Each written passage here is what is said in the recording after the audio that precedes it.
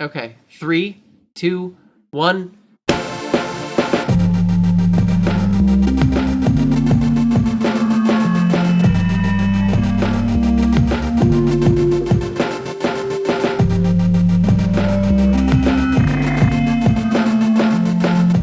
Our theme, once again, brought to you by my wife Stella, link to her Bandcamp in the description.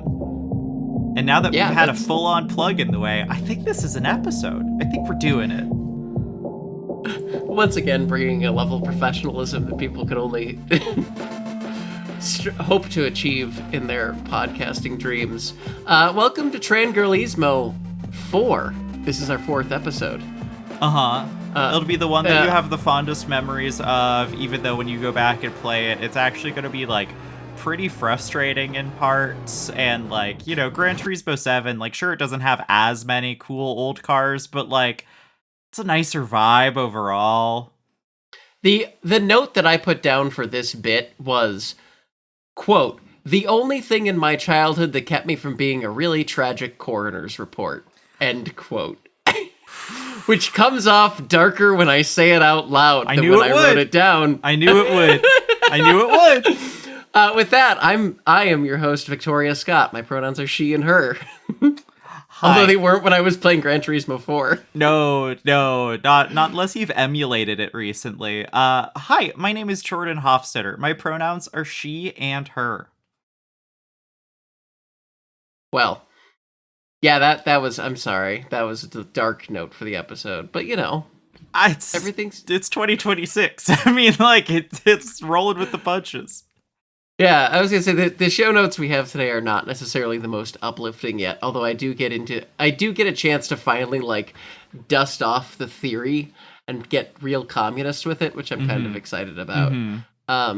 But first off, someone must stop Jony Ive. It's this entire thing has been so funny. One, I remembered his name is Johnny spelled like that for some reason. Oh, yeah, it's Johnny. I always pronounce it as Jony. Well, because that's how it's spelled. Johnny should have an H in there somewhere, probably. Yeah, so...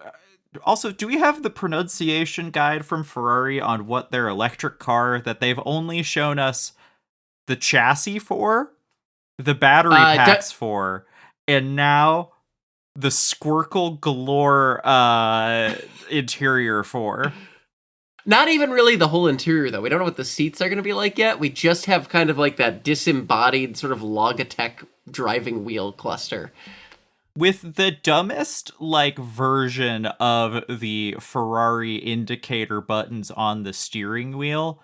At least in, like, the 458 and everything since then, when they're, like, the buttons on the wheel, it feels like... You feel like a fighter pilot or whatever. You're pushing a button and indicating. This is, like... It feels like how the horn buttons work on, like, Daytona arcade cabinets. You know what I mean? Yes. Also, I looked it up. It is the new Ferrari model that Jony Ive is doing the interior for is the Ferrari Luce.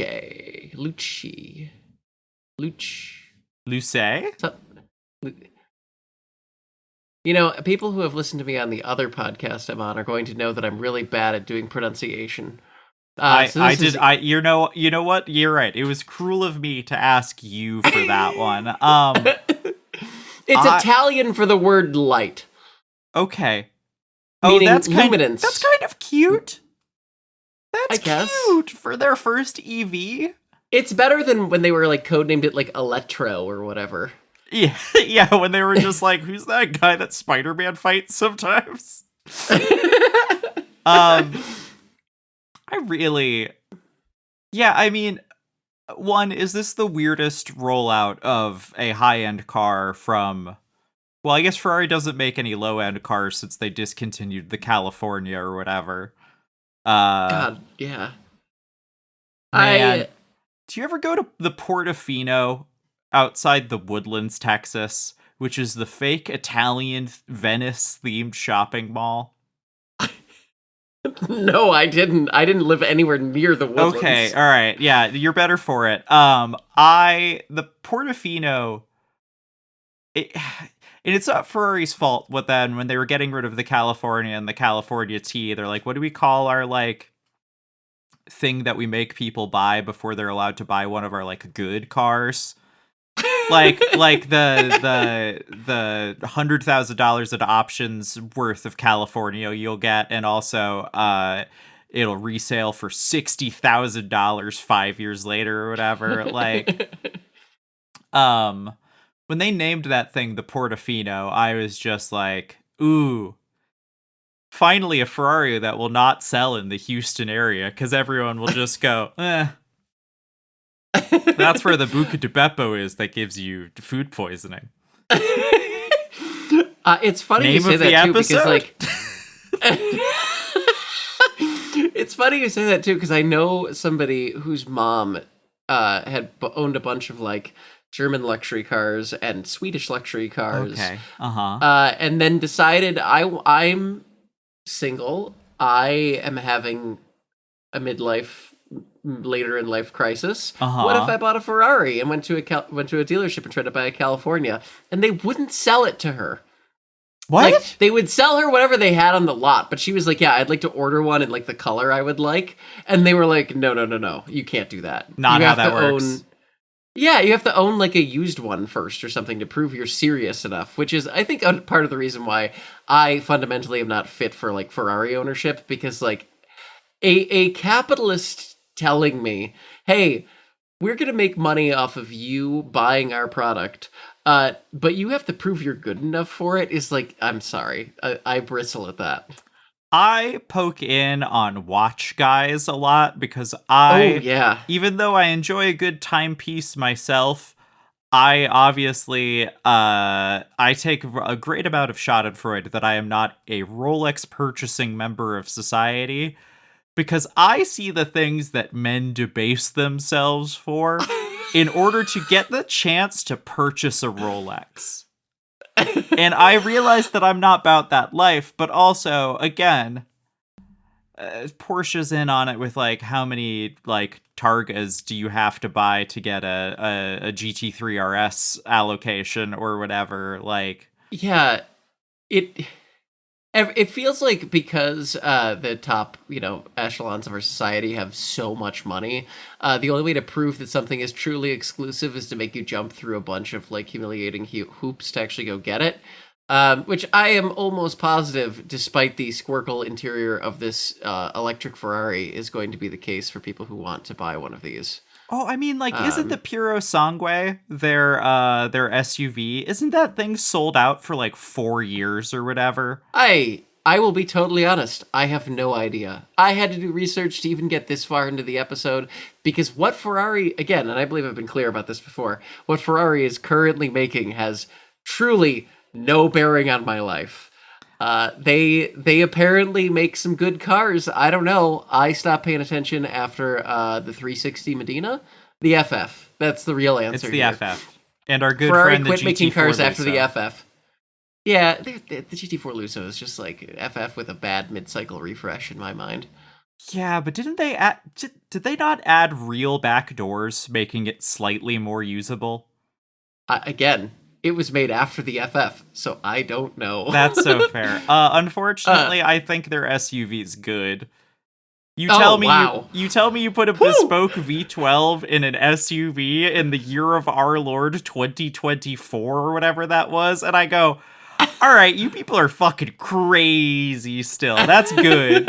You didn't have to do that. Like, they literally could have probably rebadged like a Fiat 500X from 5 years ago, and like, like, still gotten 280 grand for them. Oh yeah, absolutely. Like, they could have phoned in the SUV so hard, but instead of being good at Formula One, and once again giving Charles Leclerc the sort of sad eyes I normally only saw in like Eastern European gay porn, or like Russian guys who got captured in Ukraine or whatever, like like, they could have phoned in the SUV, Instead, they decided to put their whole pussy into making that SUV way too good for what it is, which is a vanity project. Or, vanity project, no. Vanity purchase for someone's third wife. You know what I mean? Yeah. I mean, I suppose I will give you that in that it is higher effort than it needed to be. I still think that it is, if you have to name your vehicle Pure Blood to convince people that, like, no, really, I swear, it's an actual Ferrari, I think you've already kind of lost rhetorically. It is a protest too much kind of name. That's not, you're not wrong. But also, again, like, I think this kind of stems into, like I had a good time. I've never driven a, Puro Songway or Puro Song or what, again, if I'm going to work on like pronouncing Wenatchee correct first, and then I'll get to like, the Ferrari names that I, in the place that I don't live. But like I drove a DBX, right? And it's really cool, but I don't know if I'd really want to be seen driving a DBX. There's something quietly desperate about high-end exotic SUVs that I feel like I personally would not want to attempt to navigate the minefield of owning one. It's how many of them are literally the same car underneath, too. Yeah. Like, the Urus is a Q7, the Cayenne's a Q7. The Bentayga is a Q7. Like, they're all Q7s. Except for the Aston and the Ferrari. Yeah. And, like, those are at least, like, I'd rather have, like, gun to my head, I is a Mercedes. One. Yeah. Yeah, it's like, oh, do you want the Aston or do you want the Ferrari SUV? I'm like, well, the Ferrari SUV will somehow probably be less embarrassing than the Aston Martin. Because that Aston Martin SUV is going to go British on you. Oh, yeah. Well, the thing is like, it's gorgeous and it was fun to drive, but also just like, I don't know.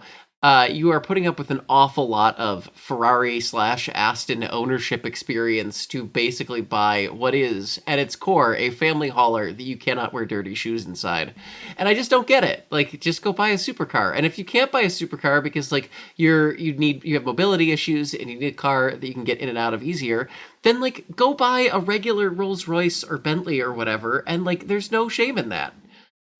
But I don't understand why you need 700 horsepower SUVs, which I suppose means the Luce is even more not for me because it has 1,000 horsepower or whatever, because numbers are fake for EV horsepower ratings. Our friend of the show, Kevin McCulley, was talking to me on bluesky.com.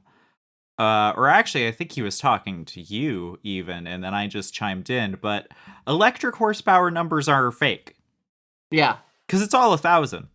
Everything's either 140 or 1,000, and there's no electric cars in between, unless it's like the Kona 5 or whatever that thing is. You mean the Ioniq 5N, which has like 6 something? Sure.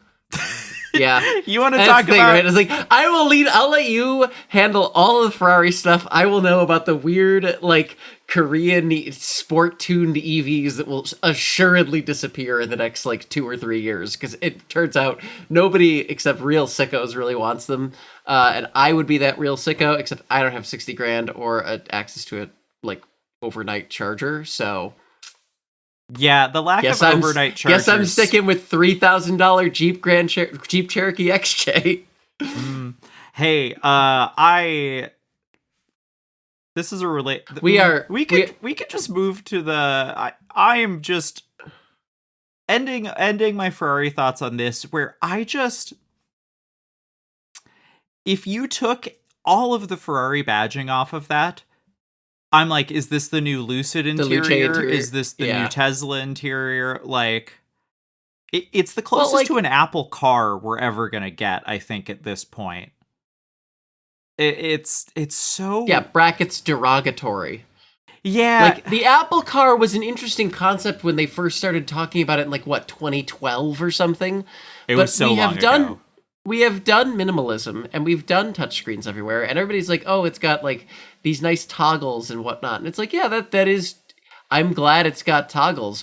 Why did you put in what appears to be a Samsung tablet in the center of the console? I believe that you originally pointed that out, that it just looks like every other featureless black slab of, like, glass and plastic that's in every single car now. And it's not that Ferrari hasn't done, and like a bunch of the high-end manufacturers have been able to put in touchscreens in a way that fits with their existing design language.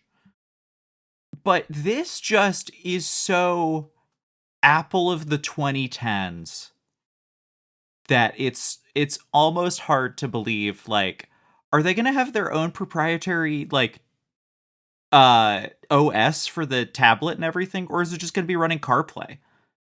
Like, are you is it just going to be an iPad that you can't take out of the dash that has like a real fake clock in it or whatever? Like, no, I imagine it's got some sort of like internal software that will range somewhere from halfway usable to like almost good that people will immediately connect their phone to and then use CarPlay instead of.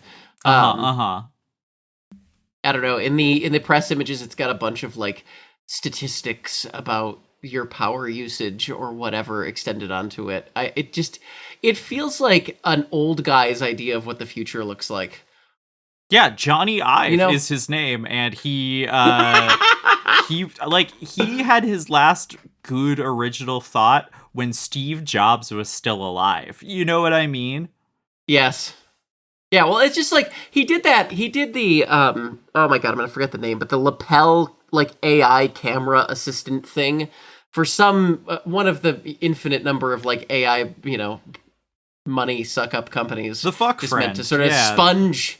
Yeah, I meant to sponge private equity and like investor funds just out of the atmosphere, since it's kind of like humid with it in San Francisco, and it was like the dumbest concept I've ever seen from a usability standpoint.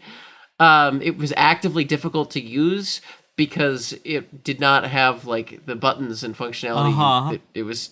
Everything was viewed through this lens of like Jony Ive. It's got to be a slab of aluminum mentality, and it's just why doesn't he's got to be old enough he could probably go retire and like let somebody who knows how to use materials other than aluminum and glass design things, right? He has more money than God already, so the answer's yes. He doesn't need to be doing this, but he, like all older British men who were successful in the arts, don't know when to hang it up.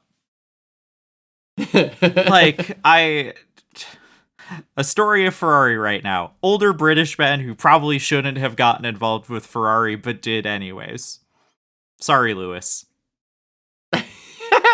With Kim K at the Super Bowl all day that we recorded before that happened, folks. There's photos of them kissing on the mouth, and I don't feel great about it. I don't know. I feel like part of what makes people spend ungodly sums of money on Ferrari versus buying one of the 7 different Q7 variants or the Aston is that Ferraris feel special, and they do that through a combination of exterior styling and interior styling. And obviously they have long-standing partnerships for styling with other like Italian design houses, but I feel like this is suddenly transformed from Ferrari's first EV to Ferrari's first collaboration with Jony Ive.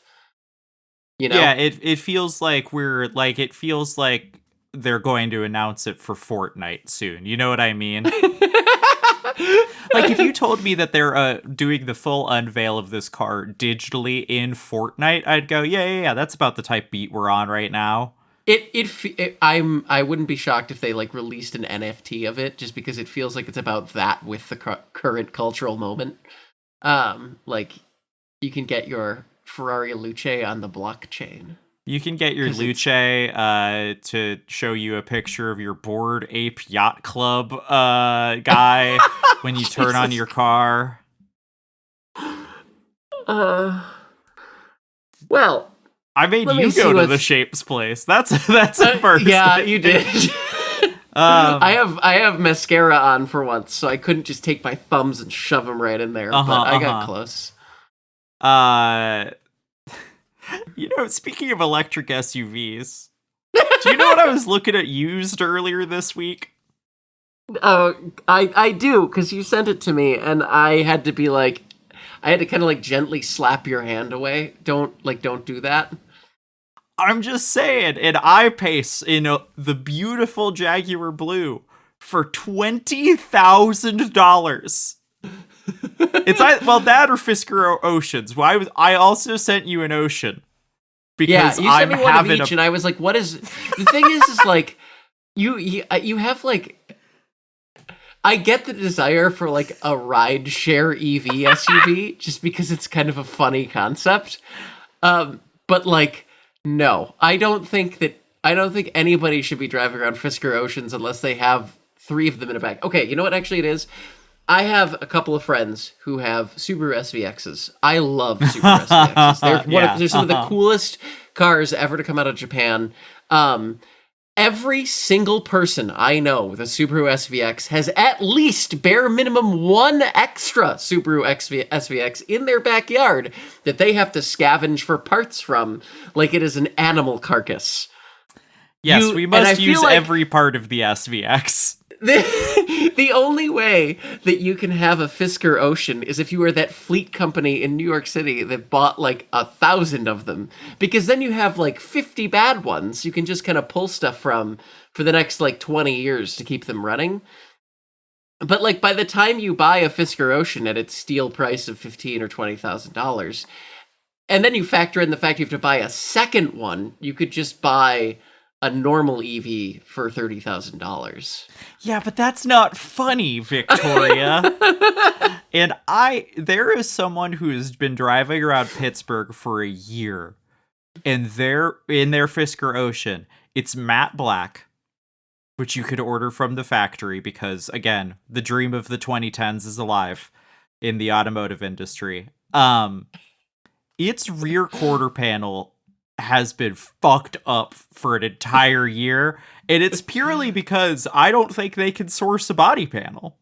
No, of course not. They're literally it's the SVX problem. There's no spare parts out there. You have to just have a wrecked one, which I maintain. Making a Harlequin Fisker Ocean by just swapping all the body panels around. There's a future episode that I want to do where I want to get really into the kind of the depressing sort of horrifying hollowing out of the enthusiast car hobby by private equity in the face of First Brands collapsing, which was like every single aftermarket parts company you've ever bought anything from Rock Auto for, like for your car for.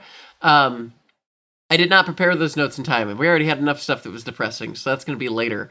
But like, everybody in America is going to get used to this, where it's like, oh, I like your car. I hope you have a second one at home because you're not going to be able to get any spare parts. But why do that to yourself earlier than you have to with a Fisker Ocean? Accelerationism. Here's the thing, right? If you bought an I-Pace, at the very least, if you couldn't find I-Pace parts, you could just throw a pylon on top of the nearest Waymo and just, like, leave it on blocks. Yeah. Who's gonna stop you? I think it's praxis to steal wheels from Waymo.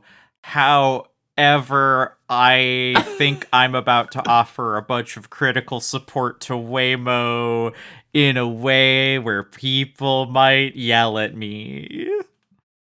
That's fair. We still have one other topic before then. Oh my god, I forgot the show notes got shuffled around. I threw to the wrong topic. Ooh. Do you want to just do that topic and cut this little bit?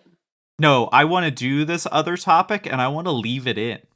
I want to leave in my shame that I made us break flow. Okay. I mean, the thing is we had a perfect segue, which is that as Ferrari continues the amplification of its newest EV. You're right. Porsche is now probably not making the 718 as an EV, maybe, reportedly.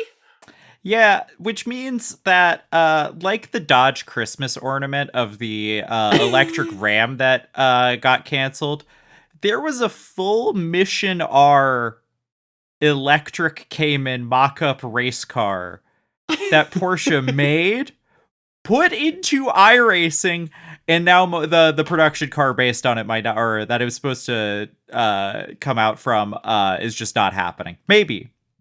In theory. They won't commit to it, but I have heard a lot of people using the term development hell for it, which does suggest to me that they will not be making it. Which I don't know the last time one of these enthusiast auto brands, especially like someone who's as legitimate as Porsche, I don't remember the last time that something got bungled like this to hell and back in such a way where the car might not come out.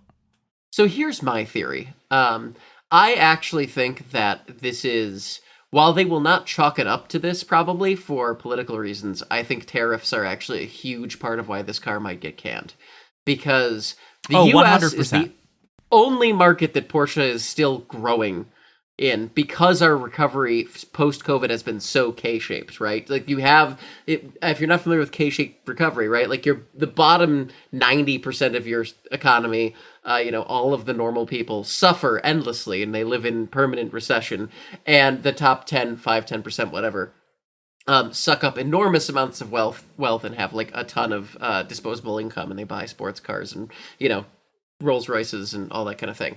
And so the US is now becoming like an even more important market for Porsche on like a ongoing basis. And now we have tariffs that mean that everything they bring in is going to get, really heavily taxed because they don't have any production stateside for 718 stuff or EV stuff. What, they build Macans here or something? I don't know. I'm not actually sure if they build anything here, but I'm trying to hedge my bets so I'm not wrong. There you go. Atta girl. People email me and they're like, you were wrong about something. And I'm like, I'm sorry? I Sorry can't about go your fix free it now. podcast being lightly wrong. I try to know everything possible, but I sometimes don't.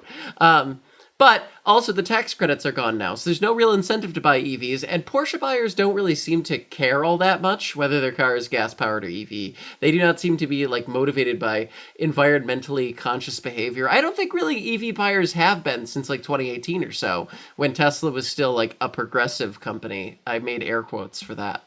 Like Rivian's the only ones trying to still do EVs in like Obama era optimism, right? Yeah, and I still think that they're kind of not in the best straits right now. Rivian? Oh, yeah. I mean, what's been really funny? There are so many of the Rivian delivery vans here in Pittsburgh, and Let me tell you, all of them, they're so low to the ground. All of them are dragging body panels or have body panels missing now because the snow fucked them up so badly. Yeah, see, we have those here too, but we don't get snow in Seattle. And I feel like you can really easily tell when a West Coast designed vehicle makes it out to the East Coast because they look haggard as shit within about 2 winters. The little Rivians that could are looking so rough. And they're such happy little delivery vans that I'm like, oh, you're like a sad dog at this point, where I just kind of want to take care of you. But yeah, that's my theory about why this car might die. Is like, not only is it, development hell aside, I think that the business case for it is just kind of going away. It's just such a shame because they spent they could have still been selling the current generation of gas Caymans and Boxsters for that, like they could still be making it right now and then just be working. I was always surprised they didn't go split strategy to begin with. Well, they've started bringing that back, and they probably are still going to make a gas one eventually, maybe. But it's unclear because it seems like, and again, this is all as best as I could tell from the most recent information as of now. But it seemed like they were planning on building it as an EV. Then they were like, oh, we're going to keep a gas version around. Don't worry. Kind of like Dodge with like the Charger, where they were like, no, don't worry. We'll like throw a Hurricane in it too. We'll keep a gas drivetrain. And now it seems like the gas one is all that's going to exist. But the confusing thing is that the Audi concept, if you remember that, the gorgeous TT revival? Yeah, I mean, I would argue that it's like slightly fascist inspired. But yeah, it's a German car. It comes free with it being a German car, Victoria. The Concept C, I believe. Yes, the Concept C. was supposed to also be based off of the same platform as the EV 718, and so now that might possibly be getting canceled. So it kind of does beg the question of what the hell is going on. Well, they're hemorrhaging money overall as an automotive group. Like, they've seen massive retractions basically in everything. Just because, again, their cars got so expensive because of tariffs. Like, yeah, well, their cars get expensive because of tariffs. They're getting their ass kicked in China. I think Europe's economy didn't really recover from COVID quite as well as the United States did on paper. No, because they did things like real public health measures for a number of, like, way longer than we did. That's loser shit. Just power through it. I was back at work in June of 2020. Capitalism demands blood. And look at how great our economy is. That's what the whole point of the podcast is, right? How much we love buying brand. I mean, the 718 is cheap. It started at $75,000. That's a bargain and a deal. And it doesn't even come with a flat 6 anymore. That's for a Turbo right. 4. Yeah, well, I mean, the average car does cost $50,000, give or take $1,000, in the US now. So, I mean, $75,000 for a Porsche, it's not that bad. Like, again, this is why I can't talk about new cars. This is just why I burned out on my entire career and I left everything in the dust, was because I was like, I can't wrap my head around any of these numbers. I was hoping that with another maybe like solid decade of continual woke one, so that trans women could still have regular jobs and financial stability, I would get to buy a Honda Civic Si from a dealership someday. That was my like pie in the sky consumptive, sort of like, obviously I have goals for my life outside of just buying things. I've tried to undo that amount of Americanism within me. But like I wanted to, that was like my purchase goal. But those are like $32,000 now. Yeah, Civic SIs are like $32,000 now, and a Civic Type R, which is way uglier than the previous generation, is like 55. And that's like is the America's Prelude is going to be like 45. The Prelude Spency, and also not nearly as much of a sports car as it should be, but I think it looks real good. Yeah, I mean, I'm sure that the like 7 people that buy it, a la the original, the CRZ, will really love it. And like in 15 years, if there are still blogs, they will be like, wow, do you remember this weird hybrid car that Honda made? It was so cool. Too bad only 7 people bought them. John Cena bought one. A Prelude? Yeah. I'm glad for him. I didn't He's know a Honda that he guy. was a Honda guy. He's a Honda guy. Uh-huh. Oh, that rules. Yeah, he bought an electric blue Prelude, and I have to go once again. Thank you, Mr. Cena, for having a little bit of taste. I feel like as Woke One died in the fires of no one doing anything when they came to power in 2021. When Woke One died, when it was smothered in its crib by the Trump administration, and also just Jeffrey Epstein, a bunch of other guys, like, I don't know, like the EV, like the fact that Europe is giving up on its EV mandates, when I would have put money several years ago on that just not happening. Especially in, like, the VW Group had to pay out how much money to the EU and the US for Dieselgate? I mean, they have an entire charging network in the US that's basically like indulgences. Like, I forgive me for my sins, Father. Yeah, and then just seeing all of their efforts collapse, and like, sure, actually a lot of these electric VW products have been just fundamentally borked on, like, complete ass. Yeah, the ID4, one of the worst new cars I've ever driven. But I don't know. I always liked a hybrid Porsche. I would always relish when I got to drive the new electric Cayenne or whatever. I've heard the electric Cayenne's really good. But also, again, it's a Q7. But also, it's like like the VW group seemed all in on electrification, including when people are gonna get mad at me again. Do you remember when all those dumb motherfuckers fell for their April 1st Volkswagen thing? Oh my god, there are journalists who will instantly. still get mad at me when I post about how they were all dumb motherfuckers for ever believing that was going to happen. And sure, yeah, their PR people were like, yeah, it's totally real. When it's like, yeah, it was April 1st, you dumb motherfuckers. Like, I get it. Like, yes, a PR person leaning into a bit is sometimes, like, bad. But also, PR people just lie. It's half of the job is just telling little lies when you can't tell someone the truth. It's massaged language for lying. Anyways, we've come a long way from Volkswagen to now, yeah, they did an entire concept racing car for fucking nothing. Yeah. They've done 2 electric concept cars for fucking nothing.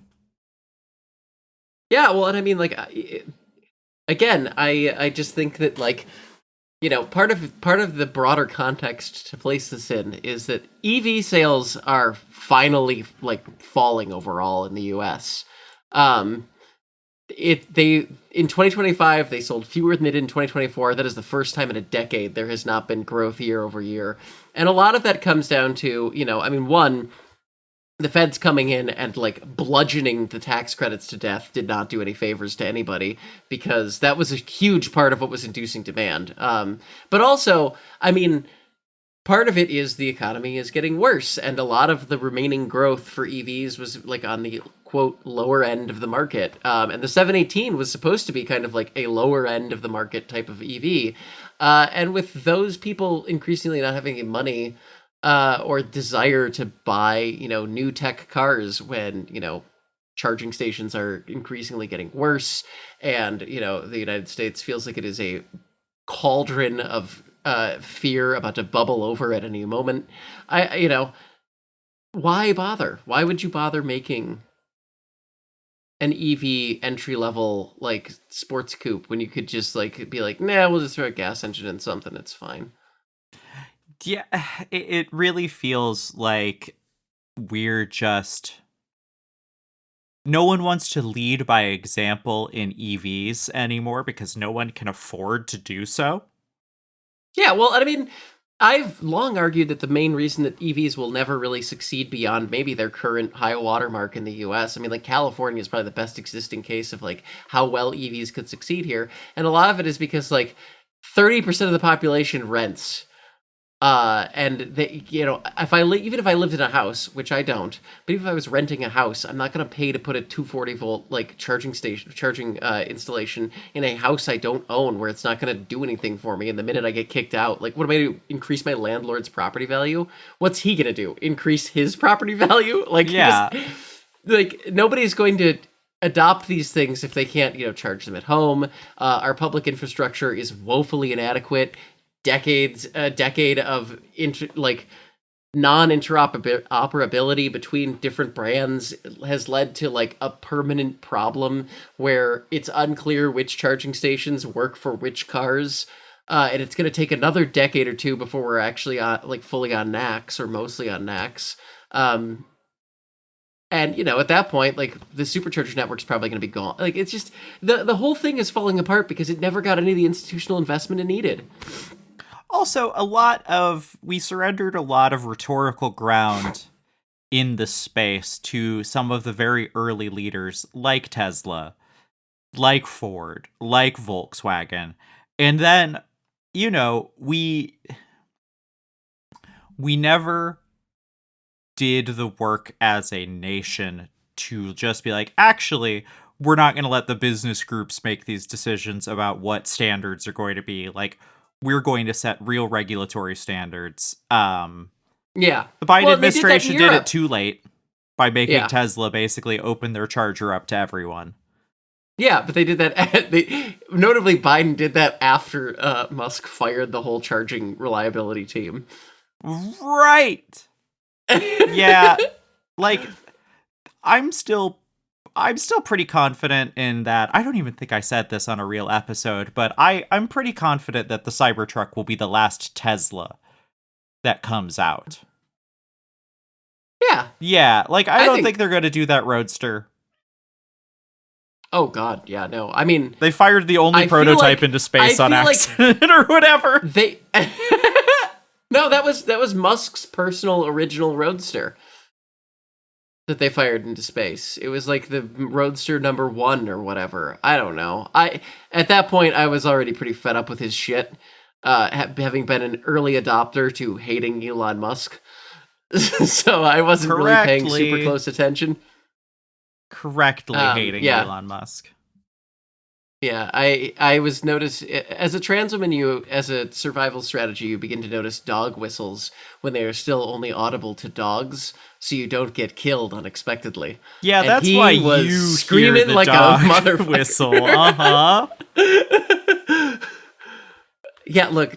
Okay, we can't. We have a cis audience now. We can't talk. We can't do dog girl discourse. No, come on. Yeah, I mean, again, it's our show and we could do what we want. But also, yeah, I just the Porsche EV stuff is so. I mean, was I excited for the electric Cayman and Boxster? Not really. Like, I also, like, no one ever was just, like, so excited for this.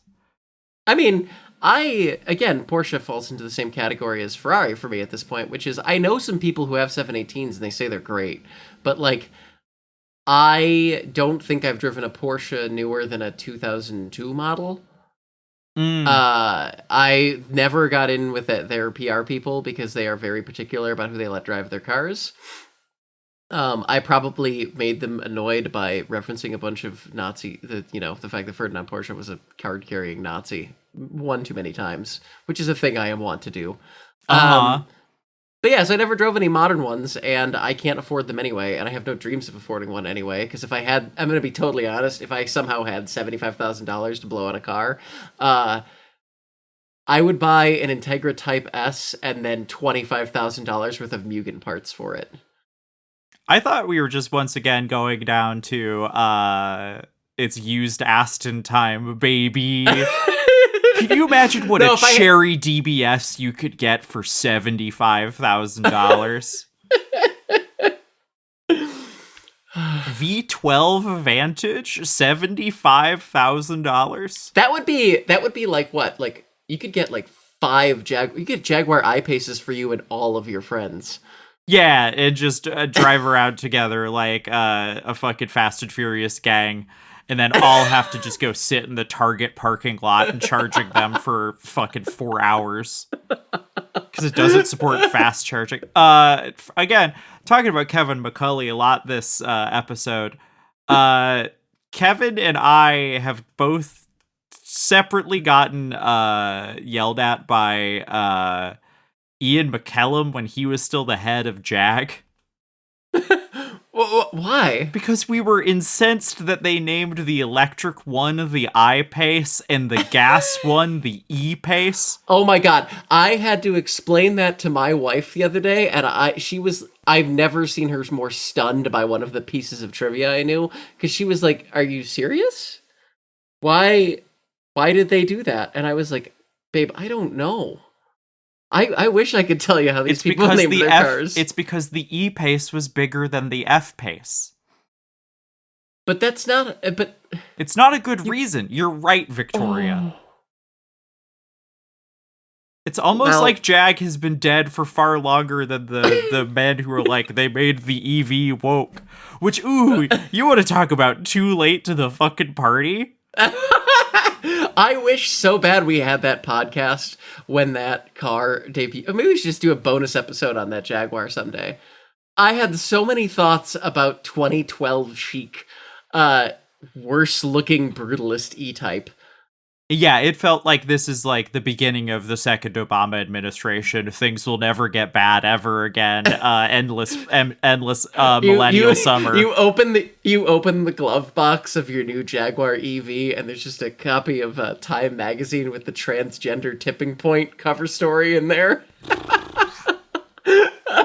Now I've made you go back to the Shapes place. I just think about the conversation between that and what is it? Is the Time magazine cover on bisexuality? Oh yeah. The not gay, not straight. A secret third thing. I hate being alive. At least it's funny. Well, at least do you it's want funny. Me to make? Do you want me to make your life worse? Oh, is it now? Is it Jordan defends Waymo time? We're on the topic of Jaguar I-Paces, so it probably seems like a good time to open up the serious segment where I wanted to talk a bunch about my political views, which is where either many of you will probably be like, yes, Victoria's doing that again. You can probably safely skip this segment. Some of you are real sickos and be like, yeah, communism, cool. You, I guess, can listen. In recent Jaguar I-Pace news, a Waymo has hit a child. Bonked a child. Yeah, the facts of the situation are a child ran out in a school zone from behind a double parked SUV. The Waymo slammed on the brakes and decelerated from 17 miles an hour to 6 miles an hour, and it booped the kid. The kid was okay. We would not be making fun of this if the child had died or something. No. We have I think one firm rule here, which maybe the death of a child is not funny. There's one child. If you would like jokes about death, I am on a podcast called Boy, There's Your Problem, where we do humor about large-scale industrial accidents. So, it's right there. But this podcast, children dying, sad. However, this child was fine, so it's how many kids died in the fucking Deepwater Horizon spill, Victoria? If you want to count second and third scale effects, probably thousands. The number of birth defects were just off the charts. Yeah, no. It was a terrible, terrible disaster for the entire Gulf ecosystem. Anyway, this kid was fine. Again, I have a theory of children, which is mostly they're a lot more durable than you'd expect. So, a kid shrugging off a 6 mile an hour SUV hit actually seems, that's. I think about falls I had as a child that would lead me to the hospital now, and I go, yeah, that kid was definitely fine. One time playing touch football, a friend's little brother wanted to play, and in trying to catch a ball, fell, and I watched his head bounce off a rock. And we all got deathly quiet because we were like, kid's dead for sure. Got up, fine. Didn't cry at all.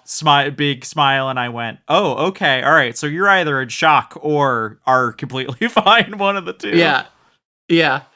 No, my brother and I absolutely used to just beat the shit out of ourselves, bicycling and playing street hockey and all those things. But yeah, 6 mile an hour hit for a kid, fine.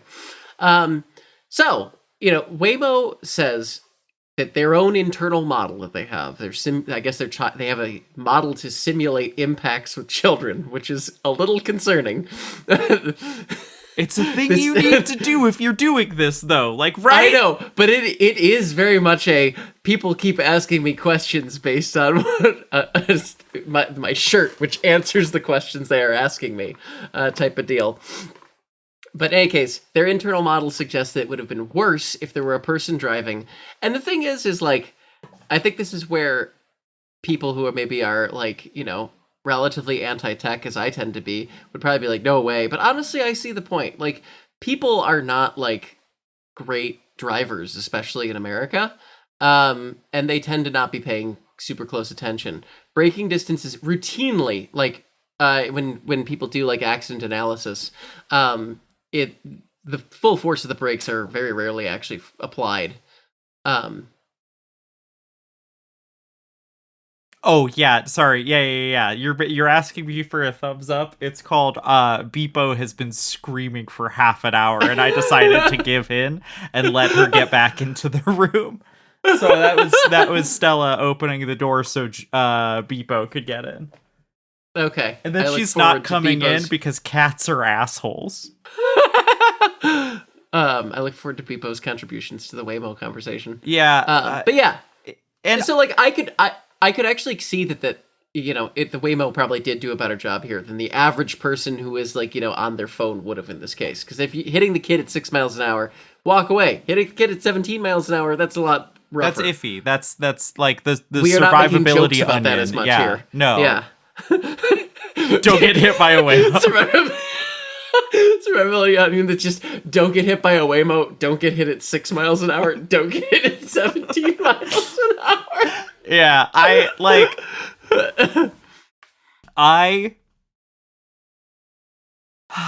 this is where I start to go.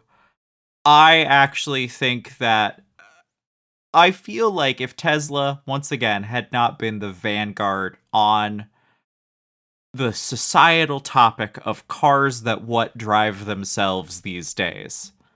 Yeah. I feel like a lot of leftists would not have a problem because all of these other companies that aren't Tesla have like real legal departments and like lawyers and stuff. And I think that like, sure, like Waymo has done some things irresponsibly. Like I don't know. I had a friend who used to live by the Waymo lot in Austin where all the cars were just honking at each other at like 3 a.m. Like, I think Waymo has done things basically as responsibly as a company in the field has. At least on like we're putting cars that are driving themselves in cities.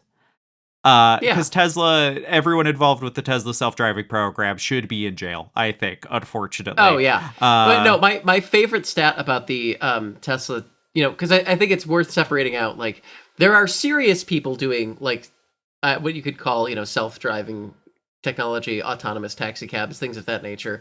And then there is Tesla, which, because of Elon Musk's insistence, not for cheapness, he would never be for cheapness, that you can just do this with cameras. You don't need LiDAR or radar or any other. You can just do visual data processing to do self-driving, which is a absolute joke.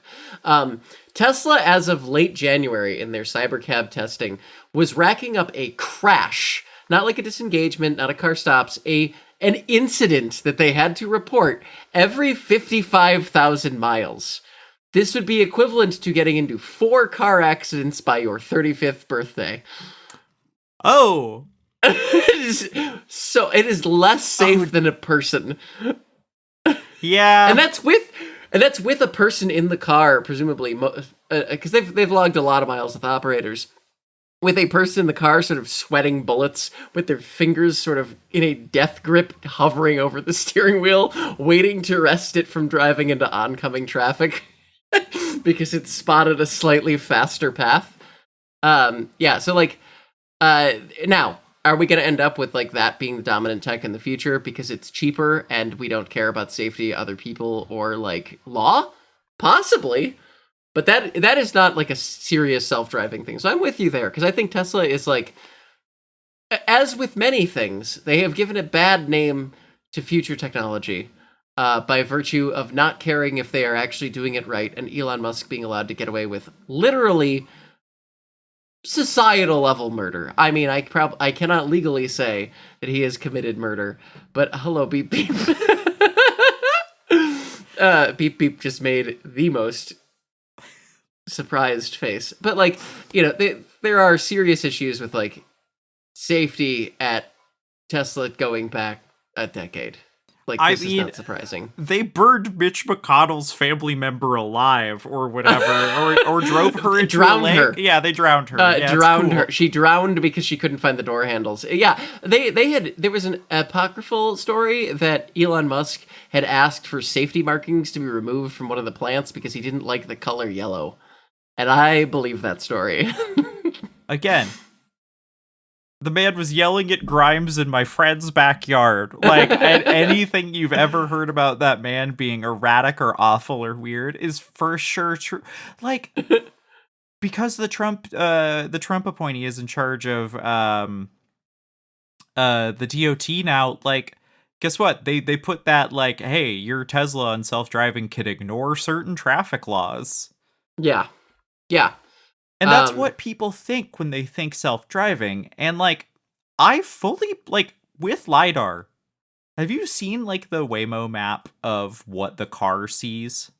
Yes, I have. It is objectively better than a human's cone of vision. Yeah, I mean, well, and this is the thing, right? Is like, I agree that like from a technological standpoint, Waymo is the self-driving operator that is closest to what I would describe as feasible implementation. So Waymo's disengagement per mile rate is like they do like 14,000 miles between operator disengagements. Cruise, which was like the previous sort of like duopoly front runner that was backed by GM, was getting disengagements every 4 or 5 miles.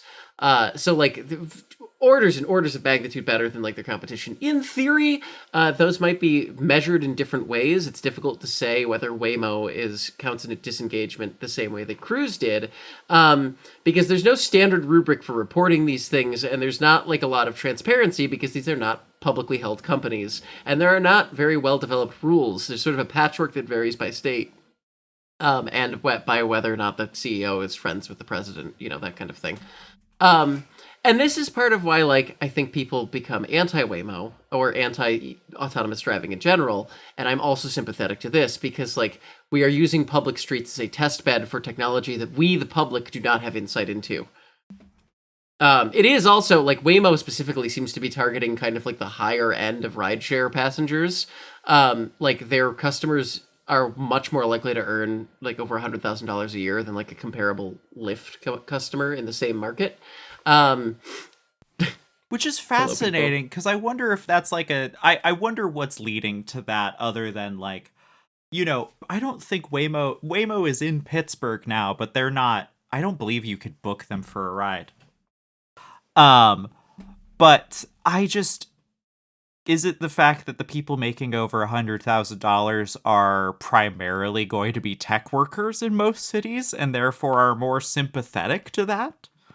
I don't know. I mean, I think part of it also is that like Waymos are slightly more expensive for comparable routes in general. Obviously, everything's dynamic, but like they are marketed. I think it's down to like they are all Jaguars. They cost slightly more. You don't have to interact with a person. This appeals to kind of like the wealthy tech worker, right? And so like either way, still like you have these kind of like public sort of society wide problem like lack of transparency you got to deal with. Then the problems are going to impact members of the public. Waymo is quite safe, but like they still had a case recently where they drove over a cat in the Mission in an incident that would have been preventable if there was a person in the car, right? Because people were trying to flag down the car, but the car has no rubric for dealing with a person trying to flag them down. And this is like there are going to be downsides to autonomous vehicles, same as there are with people driving cars, right? I think the issue is like, our society is structured in a way where we can, say, you, the person who drove your car into like, the Starbucks cafe, that is your fault. You should have some consequences for it. Now, if you have enough money, you probably can get away with it. Yeah, who gives a shit? If you have a net worth of over about $50,000 and you hit a bicyclist, you could basically just pay a ticket for it and like walk away because the actual structure of how we deal with drivers in the country is wildly unjust. But there is still, in theory, accountability, and I think that a lot of these large companies have kind of fought the concept of accountability. Sorry, I'm just now thinking of a person purposely driving their car into a Starbucks because they're union busting. I'm trying to think of leftist vehicular violence. I don't think. Yeah, I need like somebody to edit an image of like a large pickup truck with like the image macro of the Batman from the from the Frank Miller comic where he's snapping the rifle over his knee. He's like, "This is the tool of the enemy. We do not use it." Unless we get a technical, which we are going to talk about in the bonus episode. Shockingly, I received questions about technicals. I don't know what could possibly make people ask me that. I say wearing an East German bandana with actual like mobile missile launchers. Did you see?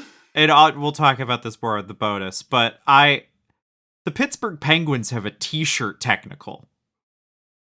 Yeah, I did. Yeah. They have a pickup truck there with a T-shirt my cannon country, in the bed. Pittsburgh, Pennsylvania. Yeah, no, that it does rule. I kind of want to see somebody combine the T-shirt technical pickup truck with a Zamboni, and to just go around with one guy driving slowly, cutting the ice methodically, and one dude just sort of firing T-shirts into the audience. There was a very drunk Elvis impersonator on a Zamboni the last time I went to a Penguins game, so I feel like the Penguins, anything's possible. So I don't know. Yeah, but Waymo, yeah. No, I mean, the serious thing here is that, you know, there's just we don't have kind of like there's no societal level recourse for getting one of these companies to kind of like pay their dues and, you know, make right, because that's just how our society is sort of oriented. And this kind of brings me to where my critique of Waymo sits as, like, you know, whatever specific kind of leftist people on the internet want to call me on any given day, which depends on who they are and how mad they are at me. But I think a lot of it is the same problem that I have with, like, ride sharing, right? Like, Waymo itself is slow rolling its tech in what I would describe as about as responsible a manner as you could get for one of these, like, these autonomous driving ride sharing companies. Like, Cruise lied about incidents where they were dragging, you know, people or animals under their cars, and they don't exist anymore. Waymo is at least owns up to things, reports them. They are doing it about as safely as they can, given the extreme patchwork of laws and the, you know, really slow nature that, like, self-driving laws have been written in the US. The issue is, like, right now, I don't know how they're ever supposed to make money.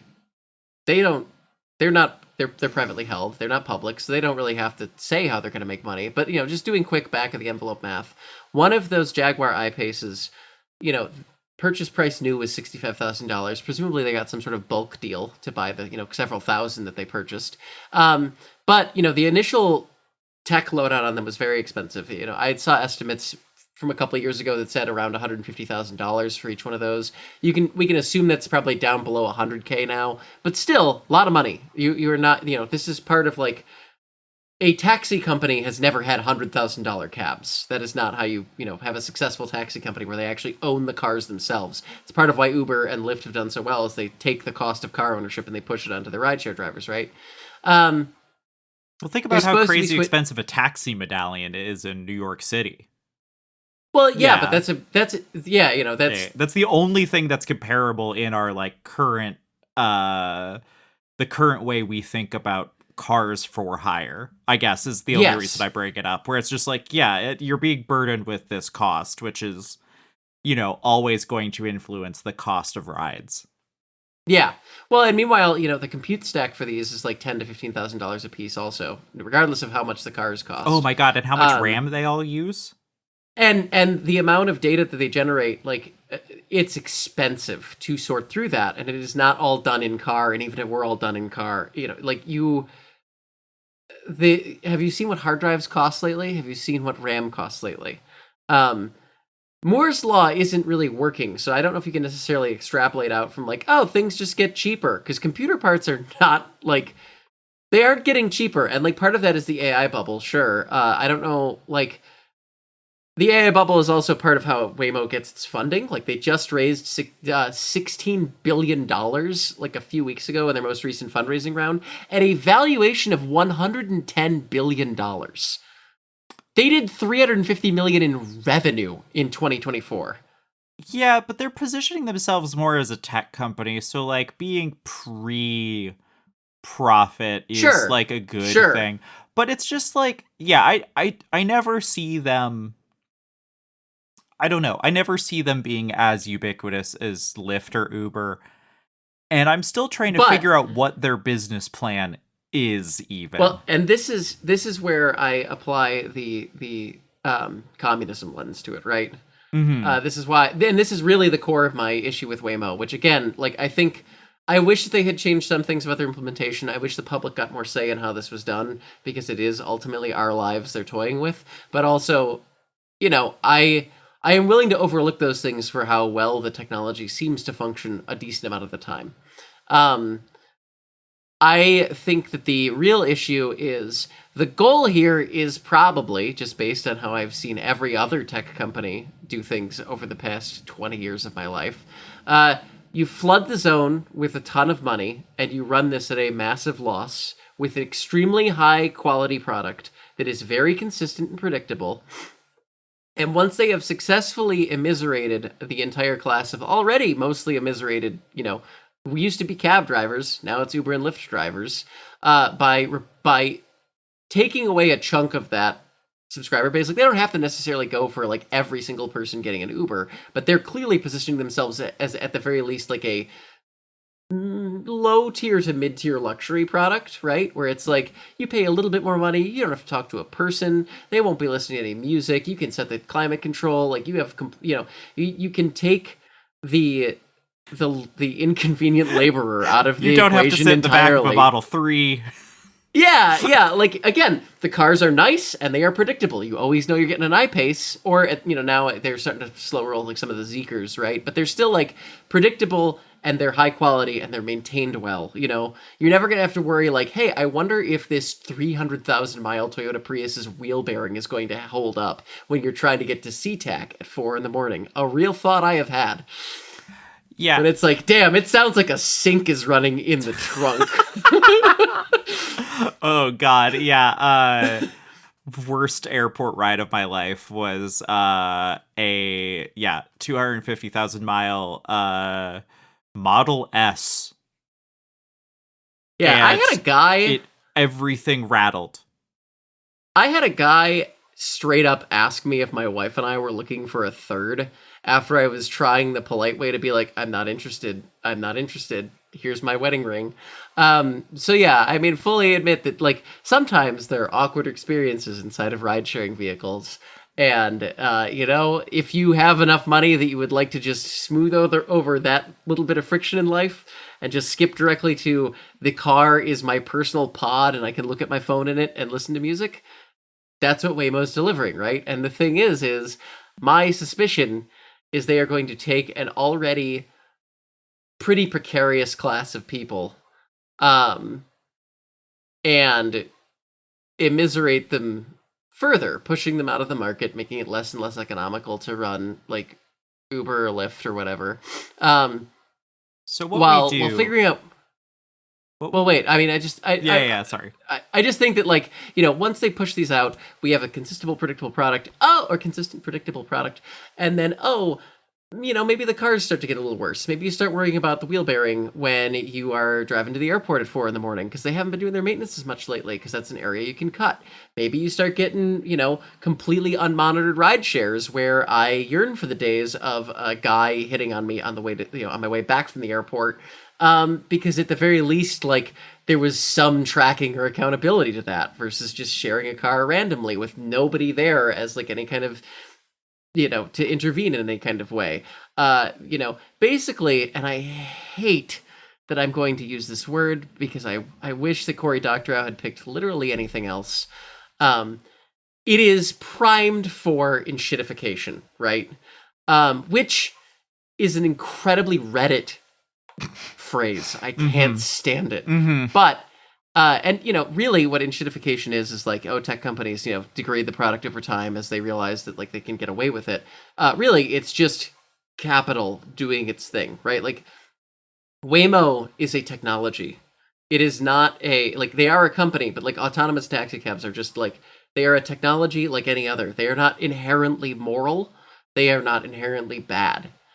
They are a reflection of the society that they live in, you know? And so, like, I think that I could be, if we had some sort of path forward to, like, luxury automated space communism, where like we could all just make art and enjoy hanging out. And when we replaced a class of people with automation, we didn't just ruin their lives or make them, like Waymo is taken to like hiring door dashers to close doors that get left open. I was wondering if you saw that today, because it didn't make it into our show notes, but I just that was the thing that reminded me of just the levels of problems when we just let people into cities to test out things. Like, did you live somewhere in peak electric rental scooter?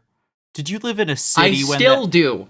Lime was the first city that took over, but Seattle was the first city that they did mass adoption with. I can't walk on a sidewalk here still. They're still dockless. It's insane. Downtown Austin, like, Austin took care of a lot of them.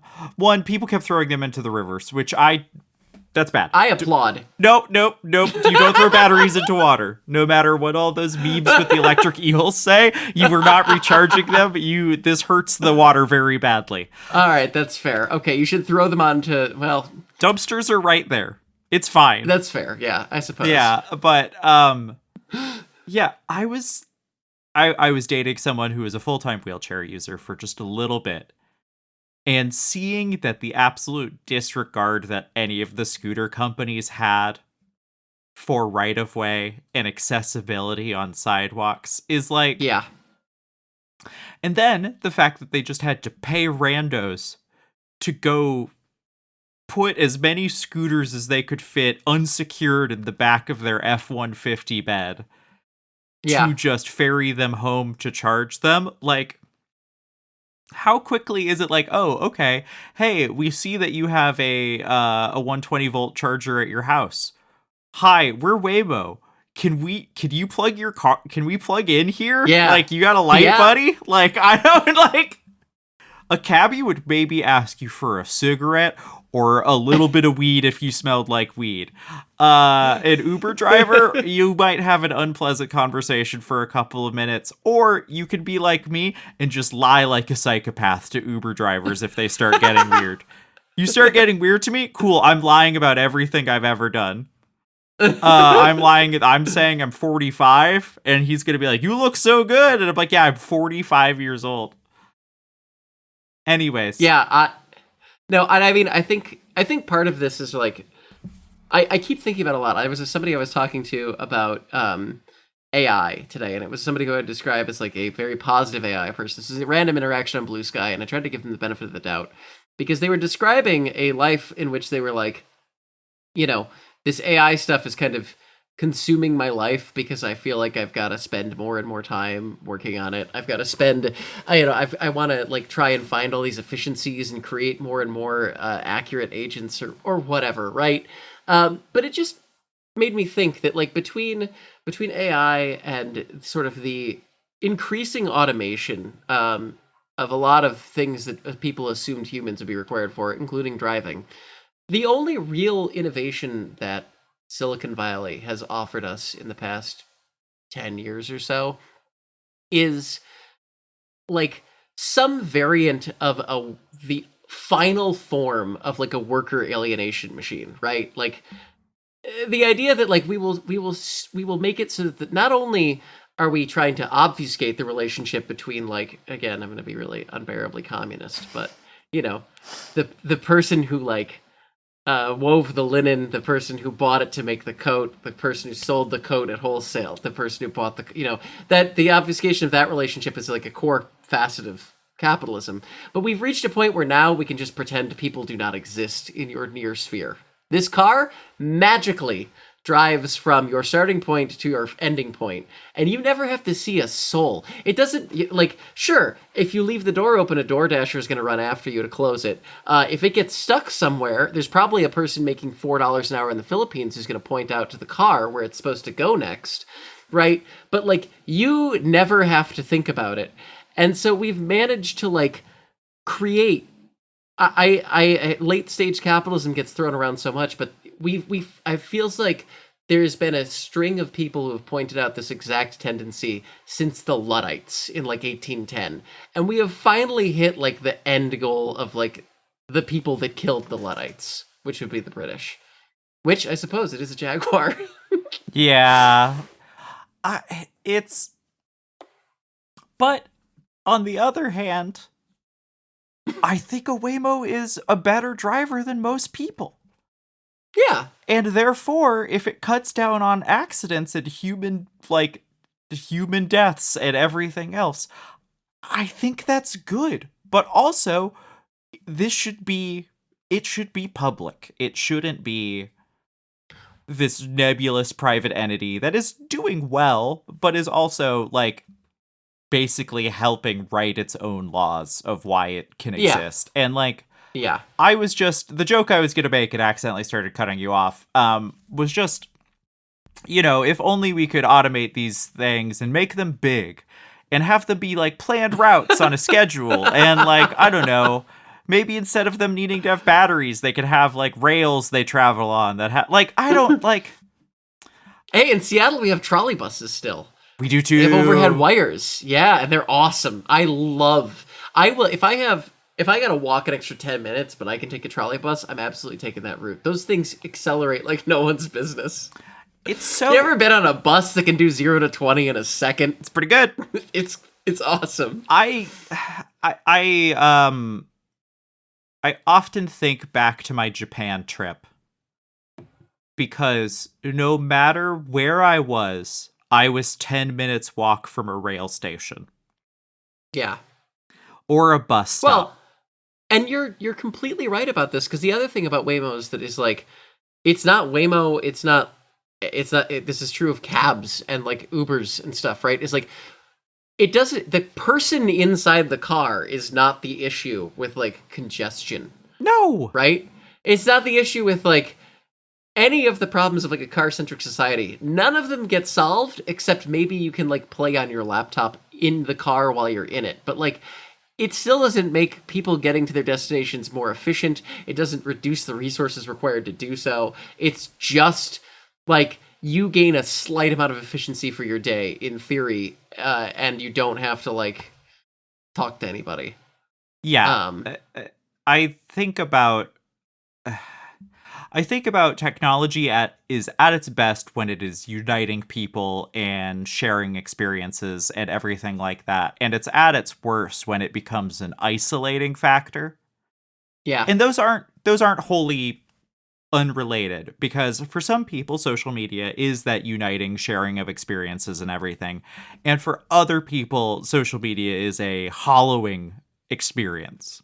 Yeah. Yeah. I mean, like, I was talking about this with my wife, and I was like discussing the show notes for this episode. It's like, on one hand, social media helped me become transgender, in that, I mean, like, people gave me material support to like get hormones and figure out my deal, and like made it seem like an approachable, real thing. And my first, trans friends were internet friends, which is amazing. It's a fantastic, like, it was an unbelievable gift to me. I don't know. Maybe I would have eventually made my way to it in like a pre-internet era, but it would have been difficult, right? It would have been a lot harder to find those people. And thank God, like Tumblr and Twitter, and I can't believe I'm saying thank God for Tumblr and Twitter, but you're gonna be with me when you hear the place that I'm about to name. Like, thank God I came up in the air. I remember being 13, and that was the first time I think I realized you could be trans and what that meant. And you know where I ended up online? Susan's Place. Oh, hell, from the Bible. Like what is it with the two of us? Because that was the first place I found information about being trans. Also, and if we had ended up there, that's how we become Brianna Woos. Well, I looked at it and I was like, oh my God, I'm the wrong kind of trans woman. And then I buried it for another 5 years. That's part of why it took me a while to come out. Is because I was like, oh my God, I'm AGP, which isn't real. If you are listening to this and you somehow think AGP is real, it is not real. How you can make jokes about it, but you gotta be careful. You gotta be real careful. I've decided I can make jokes about it because I thought I was AGP, and it kind of ruined my life for like half a decade, but I got over it. so now it's funny. Dr. Ray Blanchard, come on the show. Oh my God, absolutely not. No. Ray Blanchard, if you are listening to this, you need to shut off the podcast right now.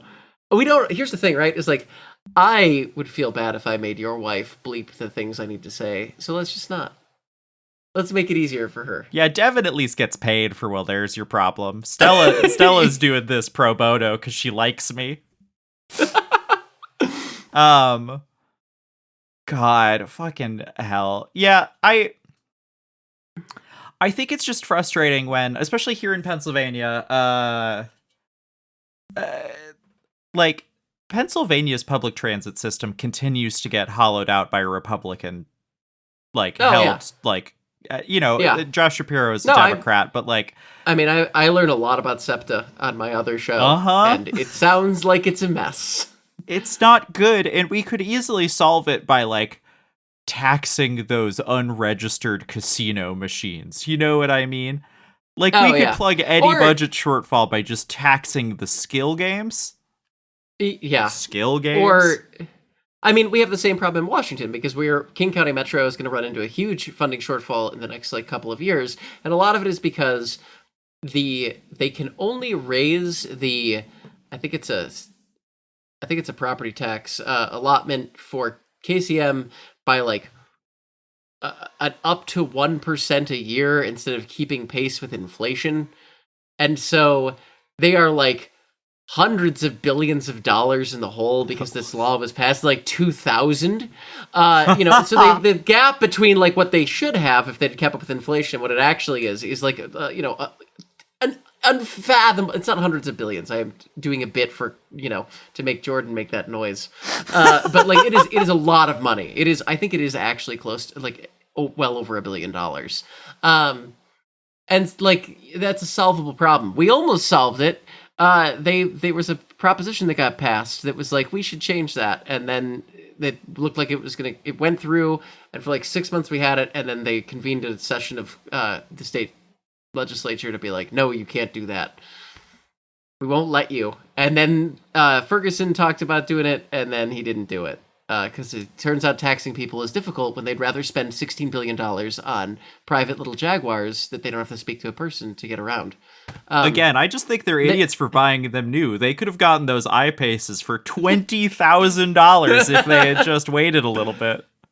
Yeah, but yeah, on the thing I was really just getting at was like, social media can help you be transgender. It also does everything else. If I'm assuming that you've probably been on social media if you're listening to this podcast, and you are likely aware of its downsides. Oh my God! It turns out what paradise.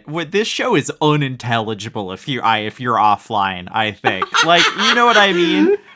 Imagining the sort of person that is deeply offline and somehow found trangirlismo. Who are you? Right into the show.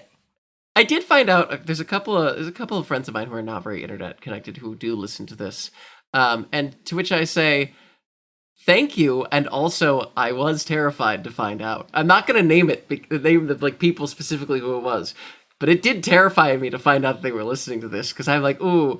I don't know. I'm kind of internet brained on this show. Speaking of which, I had one thing. I feel like the whole Waymo thing was kind of like, society is garbage. Being a communist is just being depressed all of the time. But like, if you're not used to that kind of ideology, it can be a lot. You should get more into it.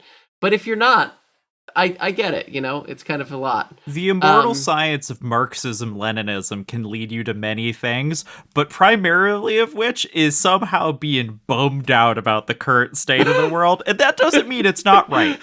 That doesn't mean it's not exactly. At least intellectually correct.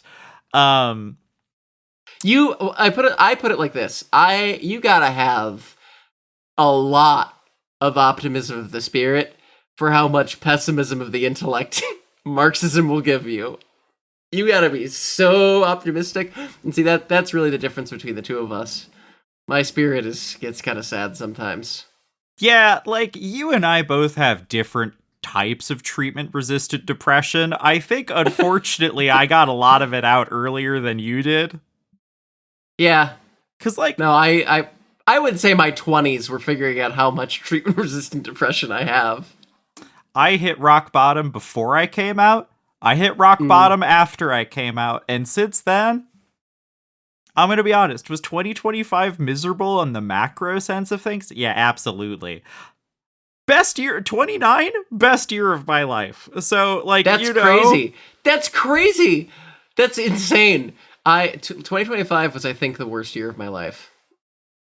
Unfortunately, it was really fucking good for me. Like, most people I know had like the worst year of their life. Maybe you sucked up all the luck. It does feel like that a lot of the time, and I am worried until the day that I am like burned at the stake by a bunch of T-girls who think that I have like stolen all of the good. No, I'm gonna get hashtag canceled, and then I'll have to do my Louis C.K. tour. Which is not the thing that I joked about for many years on the DFL show, which was just I was going to just start doing Louis C.K. bits at open mics and see if anyone would get mad. And then when I got mad, I'd be like, well, that guy jerked off in front of people, and I don't do that. So it means you could laugh at the joke again. And I'm allowed to call myself a faggot when I'm talking about Cinnabon.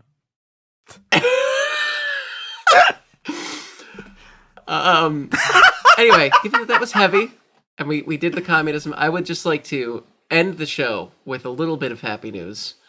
The Ford employee who heckled President Trump by calling him a pedophile protector during his, like, I don't know, tour, presumably about like how America's manufacturing is great again. Who knows? I don't think he knew he was even there. But that employee is keeping his job. Not even disciplined. I think he basically got 2 days off for free. And then his union rep was like, well, actually, it's horseshit if you punish him. And Ford went, yeah, you're right. And then he's I assume putting Mavericks together or whatever. Again, like, you know. When asked by the Washington Post if he had any regret for the incident, employee Thomas Sabula said, quote, as far as calling him out, definitely no regrets whatsoever. I don't feel as though fate looks upon you often, and when it does, you better be ready to seize the opportunity. And what today, the fuck? I think I did that. End quote. Get this man. Further proof that when we do Woke 2, we have to put up union numbers that would make Eugene Debs cry tears of joy.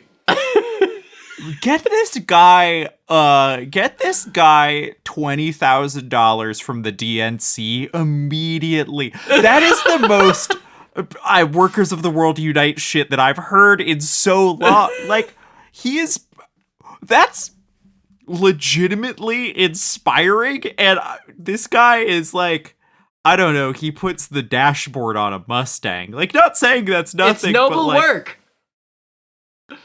I shout out Detroit's finest. I once again, critical support to everyone at the Ford Motor Company. Well, we don't have to go all the way to the top. I think we can. Yeah, I guess they did still send him home for the day. Yeah. You know, I think they would have liked to have fired him. I think the point here is that unions are good.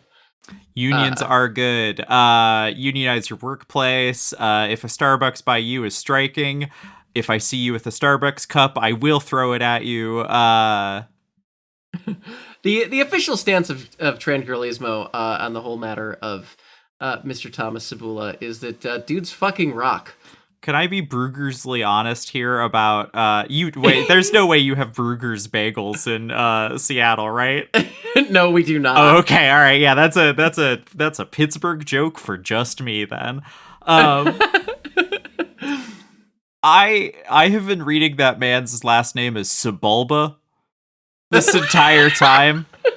And maybe I just need to watch The Phantom Menace real quick to get the poison out and just stop having my mind space be taken up by Sebulba.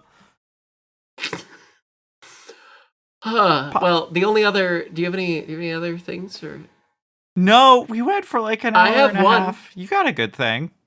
I have one thing, is that I would like to wish my co-host, Jordan, a happy birthday. Yes, listeners, we were recording this on my birthday. So that's how you know I really like doing this, is I'm doing... Not only did I work my regular job and have to deflect questions from teens about what my podcast was when someone else brought it up, because I also got recognized today. Yeah, shout out Maya if you're listening. Thanks for coming into my shop. Please don't name my shop. But yeah,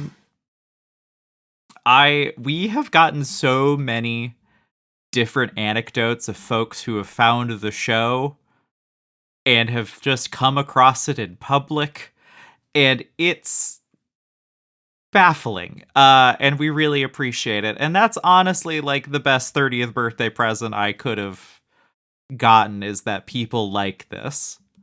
That and a Ferrari FF. I will also, what did we say? What's the more reasonable?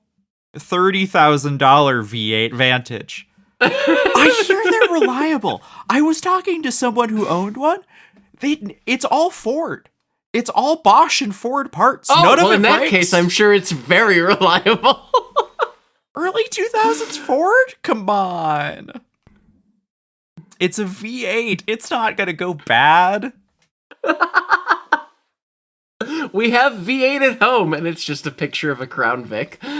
Oh, God. Hey, people are very nice to the Crown Vic, and let me just tell you, you always look like a cop. You never don't look like a cop while driving a Crown Vic. I don't know if you can do that in a leftist manner, because now it just seems like you're an ICE agent or whatever. Like, that's my last hot take to get people mad at me. But it's my birthday. Are you going to get mad at me on my birthday? I could do the birthday girl routine. That's the next episode, is just an hour and a half of birthday girl routine. Yeah, we are listeners.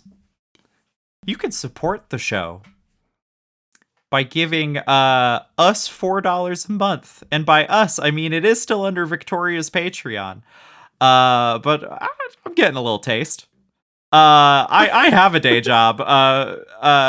Victoria has bills to pay off of this. So, the best birthday present you could do is subscribing to the Patreon, because what are we recording after this, Victoria? We're going to do another hour and a half and do a bonus episode. Yeah, we're doing the double on a Sunday, because we take this seriously. And by take it seriously, I think I'm going to smoke weed or crack a PBR in between records, and we're going to just see how the first bonus goes. It's my birthday. Thank you for listening. Thank you for listening. Happy birthday, Jordan. Yay!